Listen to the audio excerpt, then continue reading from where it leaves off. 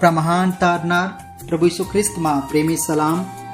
પવિત્ર બાઇબલમાં યોહાને લખેલી સુવાર્તા 7મો અધ્યાય 37મા વચનમાં હવે પર્વને છેલ્લે તથા મોટે દહાડે ઈસુએ ઊભા રહીને ઘાંટો પાડતા કહ્યું કે જો કોઈ તરસ્યો હોય તો તે મારી પાસે આવીને પીએ. યહૂદીઓ પર્વ ઉજવવા માટે યરુશાલેમમાં ભેગા થયેલા. છેલ્લે તથા મોટા દહાડે જે પ્રમુખ દિવસ હોય છે એ દિવસે યાજક મોટા સોનાનો ઘડો લે છે, જેમાં યહૂન નામના એક જરાથી પાણી ભરીને વેદીની પાસે નાખે છે.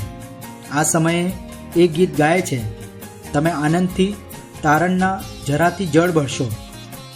આ પ્રભુ ઈસુ ખ્રિસ્તના ભવિષ્યમાં આવવાના એક ભવિષ્યવાણી છે.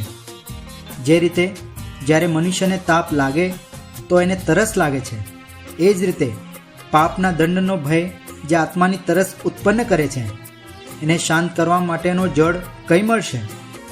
મનુષ્યનો પાપનો દંડ તો નરક છે, અને આ તો સઘળા જાણે છે. પ્રભુ કહે છે કે જે કોઈ તરસ્યો હોય તો તે મારી પાસે આવીને પીએ, કેમ કે પ્રભુએ સઘળા પાપી મનુષ્યો માટેનો પાપનો દંડ કલ્વરીના વધસ્તંભ પર સહન કર્યો, તારણનો માર્ગ તૈયાર કર્યો. જે કોઈ પ્રભુ પાસે આવશે અને વિશ્વાસ કરશે એ તારણ પ્રાપ્ત કરશે. દેવ આપણને સહાય કરે. આભાર.